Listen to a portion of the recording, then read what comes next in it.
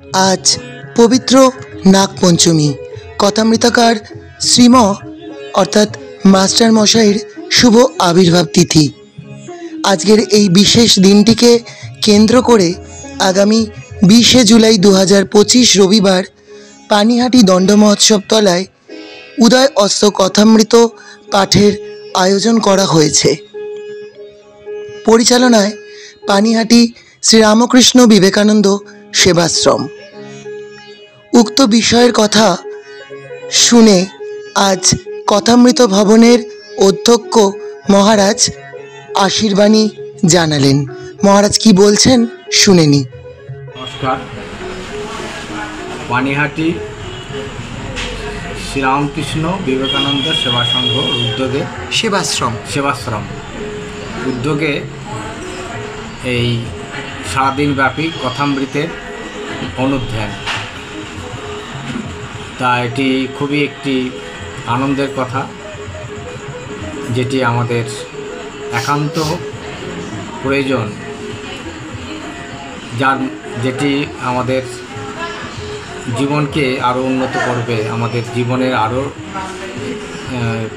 চলার পথটা সহজ হবে। কারণ ঠাকুর বলেছেন, সংসার করতে দোষ নেই, ঈশ্বরকে ধরে সংসার করো। তাই এই রকম যে সমস্ত উদ্যোগ, সেগুলি খুবই আমাদের কাছে অনুপ্রেরণার, এবং সেটি আমাদের এই জীবনের পক্ষে খুবই প্রয়োজনীয় জিনিস। তাই এটি আমাদের মাঝে মাঝেই এই রকম সংঘ, এরকম যেটি একত্রে ভগবত প্রসঙ্গ, ভগবানের নাম গুণগান, এটি করা খুব প্রয়োজন। ঠাকুর বলছেন যে রোগ তো লেগেই আছে, মাঝে মাঝে তাই নির্জন বাস, মাঝে মাঝে সৎ প্রসঙ্গ, সৎ কথা একান্ত প্রয়োজন।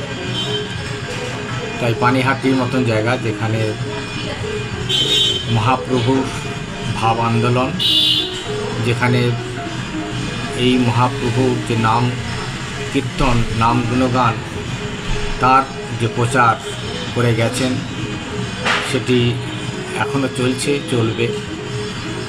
সেখানেই এই উদ্যোগটা, শ্রীরামকৃষ্ণ এই যুগের মহাপ্রভু শ্রীরামকৃষ্ণ নিজ মুখে বলেছেন, যিনি শ্রীরামকৃষ্ণ তিনি চৈতন্য, তিনি রাম, তিনি কৃষ্ণ। তাই এই শ্রীরামকৃষ্ণের অনুধ্যান বাস্তবিক মহাপ্রভুরই অনুধ্যান। মহাপ্রভু এবং শ্রীরামকৃষ্ণের মধ্যে কোনো রকম পার্থক্য নেই, ভেদ নেই। এটা আমরা জানি যে শ্রীরামকৃষ্ণের জীবনে আমরা দেখেছি যে তিনি বৈষ্ণবের চূড়ামণি ছিলেন।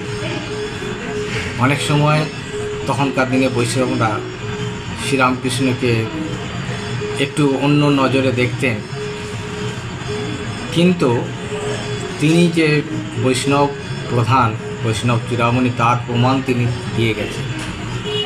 তখনকার দিনে যিনি বৈষ্ণব প্রধান ছিলেন, ভগবান দাস বাবাজি, তিনি শ্রীরামকৃষ্ণকে চিনেছিলেন। সেই ঘটনা অনেকেই হয়তো জানো বা জানেন অনেকেই, যে কলুটোলায় যে চৈতন্য মহাপ্রভু আসন ছিল, সেখানে ঠাকুর ঘুরতে ঘুরতে গিয়েছিলেন, এবং সেই কলুটোলায় চৈতন্য মহাপ্রভু আসনে বসেছিলেন। সেখানে তিনি ইচ্ছাকৃত নয়, তিনি ঈশ্বরের ভাবে ভাবিত হয়ে তিনি আসনের উপর উপবিষ্ট হয়েছিলেন, যেটা তখনকার দিনের ওই আসনের একমাত্র মহাপ্রভুর যেখানে আসন, অন্য কেউ সেখানে বসতে পারেন। তাই তদানীন্তন বৈষ্ণবদের কাছে এই আসনটা তাদের কাছে কলুষিত হয়েছিল।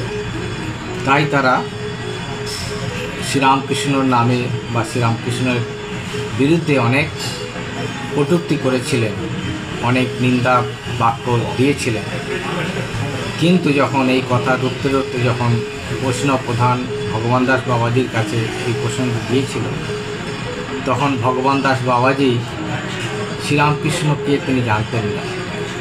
তিনি তাদের সাথে মিলিত হয়ে যে এর বিধান কী হতে পারে, চৈতন্য মহাপ্রভু আসন কীভাবে শুদ্ধি হতে পারে, অশুদ্ধি হয়ে গেছে, সেখানে কেউ বসেছে মানে তাদের কাছে শ্রীরামকৃষ্ণ একটা সাধারণ লোক হিসাবে তারা মনে করেছিলেন।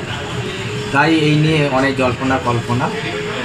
ইতিমধ্যে যখন এরকম সমস্ত আলোচনা চলছে, সেই সময়েই একদিন 2-3 দিনের ভিতরেই শ্রীরামকৃষ্ণ স্বয়ং তিনি চলে গেছিলেন। ভগবান দাস বাবাজি তখন ছিলেন কালনায় তখন অবস্থান করছেন। সেখানেই তিনি হৃদয়কে নিয়ে, ভাগনাকে নিয়ে তিনি এর সমাধান করার জন্যই স্বেচ্ছাতেই তিনি গেছিলেন। তিনি যখন প্রবেশ করেছেন, তিনি নিজেকে খুব আবৃত করে গেছেন, কাপড় ঢেকে মুখ ঢেকে গেছিলেন যাতে সহজে অন্যরা চিনতে না পারে।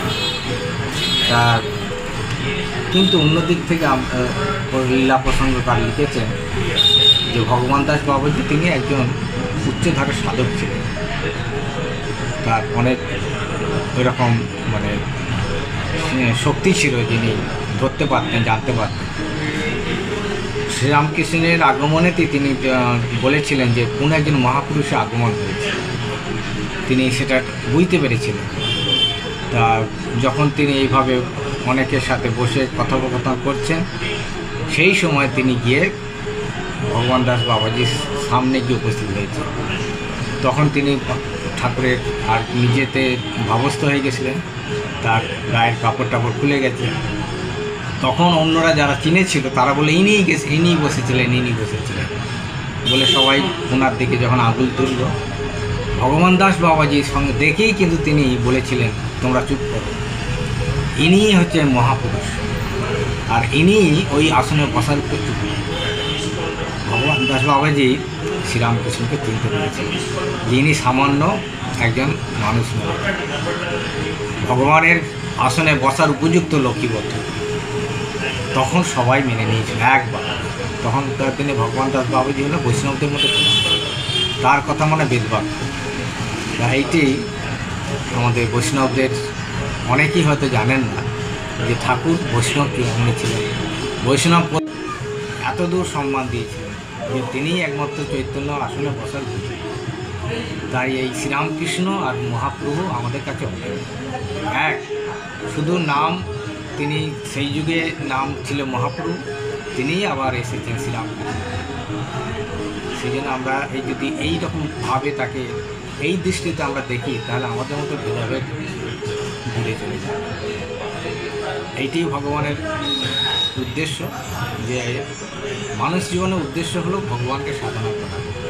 এরকম মতবিরোধ, দ্বন্দ্ব, এই সমস্ত এটার কোনো প্রয়োজন নেই।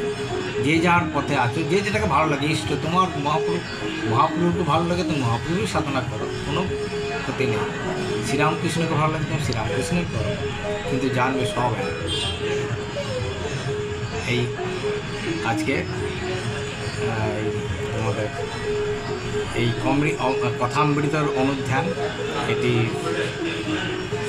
সাফল্য হোক, এটি আমরা প্রার্থনা করি ঠাকুরমা স্বামীজি এবং মাস্টার সাহেব। ধন্যবাদ।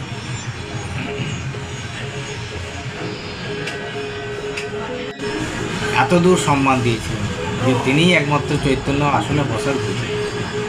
তাই এই শ্রীরামকৃষ্ণ আর মহাপ্রভু আমাদের কাছে এক, শুধু নাম, তিনি সেই যুগে নাম ছিল মহাপ্রভু, তিনিই আবার এসেছেন শ্রীরামকৃষ্ণ। সেই জন্য আমরা যদি এইরকমভাবে তাকে এই দৃষ্টিতে আমরা দেখি, তাহলে আমাদের মতো ভেদাভেদ দূরে চলে যায়। এইটি ভগবানের উদ্দেশ্য, যে মানুষ জীবনের উদ্দেশ্য হলো ভগবানকে সাধনা করা। এরকম মতবিরোধ, দ্বন্দ্ব, এই সমস্ত এটার কোনো প্রয়োজন নেই। যে যার পথে আছো, যে যেটাকে ভালো লাগে, ইষ্ট তোমার মহাপ্রভুকে ভালো লাগে তুমি মহাপ্রভুই সাধনা করো, কোনো ক্ষতি নেই।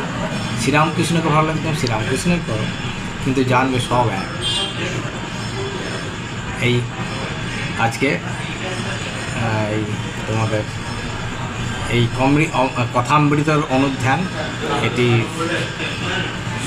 সাফল্য হোক, এটি আমরা প্রার্থনা করি ঠাকুরমা স্বামীজি এবং মাস্টার সাহেব। ধন্যবাদ।